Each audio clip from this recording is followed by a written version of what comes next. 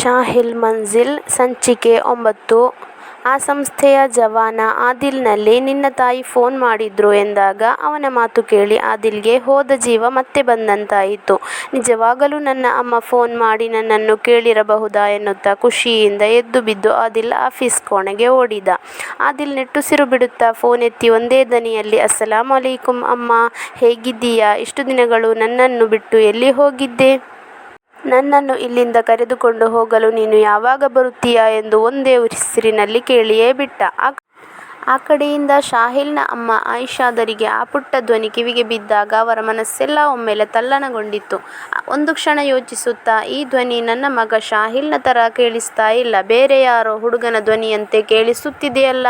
ಪಾಪ ಯಾವನೋ ಹುಡುಗ ಫೋನ್ ಎತ್ತಿ ತನ್ನ ತಾಯಿಯೆಂದು ನೆನೆದು ಮಾತನಾಡುತ್ತಿರಬೇಕು. ಆದಿಲ್ ಮಾತು ಮುಂದುವರಿಸಿದ, ಅಮ್ಮ ಯಾಕಮ್ಮ ಮಾತಾಡ್ತಾ ಇಲ್ಲ? ನಾನು ಕಣಮ್ಮ, ನಿಮ್ಮ ಮಗ ಆದಿಲ್. ನನ್ನ ಮೇಲೆ ಯಾಕಮ್ಮ ಇಷ್ಟೊಂದು ಕೋಪ? ಯಾವ ತಪ್ಪಿಗಾಗಿ ನನಗೆ ಈ ರೀತಿಯೆಲ್ಲ ಶಿಕ್ಷೆ ಕೊಟ್ಟು ಸತಾಯಿಸ್ತೀಯಾ?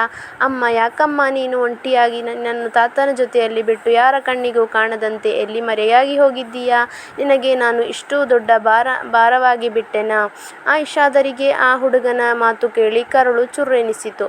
ಪಾಪ ಆ ಹುಡುಗನ ತಾಯಿ ಬಿಟ್ಟು ಕೊರಗಿನಿಂದ ಹೀಗೆಲ್ಲ ಮಾತನಾಡ್ತಿರಬೇಕೆಂದು ನೆನೆಸುತ್ತಾ ಆಯಿಷಾದರಿಗೆ ಆ ಹುಡುಗನ ಮನಸ್ಸಿನ ನೋವು ತಾಳಲಾರದೆ ತನ್ನ ಮನಸ್ಸು ಗಟ್ಟಿ ಮಾಡಿಕೊಂಡು, ಮಗ ನೀನು ಹೇಗಿದ್ದೀಯಾ ನನ್ನ ಕಂದ, ಹೊಟ್ಟೆಗೆ ಏನಾದರೂ ತಿಂಡಿ ತಿಂದಿಯಾ ಎಂದರು. ಆದಿಲ್ಗೆ ಆ ಧ್ವನಿ ಕಿವಿಗೆ ಬಿದ್ದದ್ದೇ ತಡ, ಅವನಿಗೆ ಮರುಜೀವ ಸಿಕ್ಕಿದಷ್ಟು ಸಂತೋಷವಾಯಿತು. ಆಗಲೇ ಅಮ್ಮ, ನಾನು ಅಲ್ಲಾಹನ ದಯೆಯಿಂದ ಇಲ್ಲಿ ಆರಾಮವಾಗಿದ್ದೇನೆ. ಇಲ್ಲಿ ನನಗೆ ಎಲ್ಲ ಇದ್ದರೂ ನೀನಿಲ್ಲದ ನೋವು ಮಾತ್ರ ಪದೇ ಪದೇ ಕಾಡುತ್ತಿದೆ. ಅಮ್ಮ, ನನಗೆ ಇಲ್ಲಿ ಶಾಹಿಲ್ ಎಂಬ ನನ್ನ ಜೀವಕ್ಕಿಂತ ಹೆಚ್ಚು ಪ್ರೀತಿಸುವ ಗೆಳೆಯನಿದ್ದಾನೆ. ನಾನು ತೋರಿಸದಿರುವ ಪ್ರೀತಿನ ಅವನು ನನ್ನ ಮೇಲೆ ತೋರಿಸುತ್ತಿದ್ದಾನೆ ಅಮ್ಮ.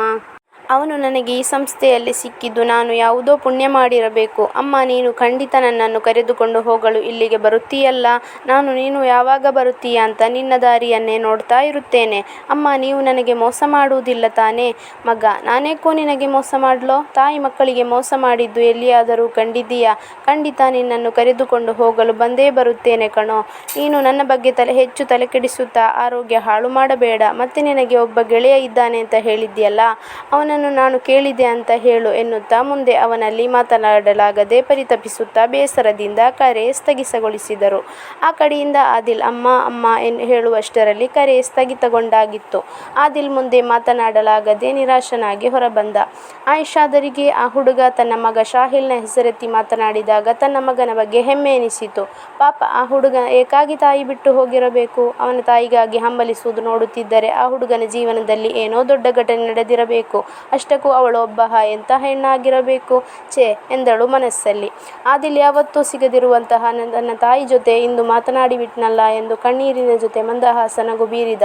ಎಂದೆಂದೂ ಕಂಡಿರದ ಅವನ ಆ ಸಂತೋಷಕ್ಕೆ ಪಾರವೇ ಇರಲಿಲ್ಲ. ಆದಿಲ್ ನೇರವಾಗಿ ಖುಷಿಯಿಂದ ಕುಣಿದು ಕುಪ್ಪಳಿಸುತ್ತಾ ಶಾಹಿಲ್ ಇದ್ದಲ್ಲಿಗೆ ಓಡಿದ. ಶಾಹಿಲ್ನನ್ನು ಕಂಡೊಡನೆ, ಲೋ ಶಾಹಿಲ್, ಒಮ್ಮ ಬೇಗನೆ ಇಲ್ಲಿ ಬಾರೋ ಎಂದು ಕೂಗಿ ಕರೆದ. ಆದಿಲ್ನ ಧ್ವನಿಗೆ ಓಗಟ್ಟ ಶಾಹಿಲ್ ಅವನ ಹತ್ತಿರ ಬಂದು ಅವನ ಮುಖದಲ್ಲಿ ಯಾವತ್ತೂ ಕಂಡಿರದಂತಹ ಆ ನಗು ಕಂಡು ಕೇಳಿದ, ಏಕೋ ಆದಿಲ್ ಇಷ್ಟೊಂದು ಖುಷಿಯಲ್ಲಿದ್ದೀಯಾ? ಇಷ್ಟು ದಿನಗಳಲ್ಲಿ ಈ ನಗುನ ನಾನು ಯಾವತ್ತೂ ಕಂಡವನೇ ಅಲ್ಲ. ಅದೇನಾಯಿತೆಂದು ಹೇಳೋ ಶಾಹಿಲ್, ನನಗೆ ನಿನ್ನಲ್ಲಿ ಹೇಳಲು ಬಾಯೇ ಬರುತ್ತಿಲ್ಲ ಕಣೋ.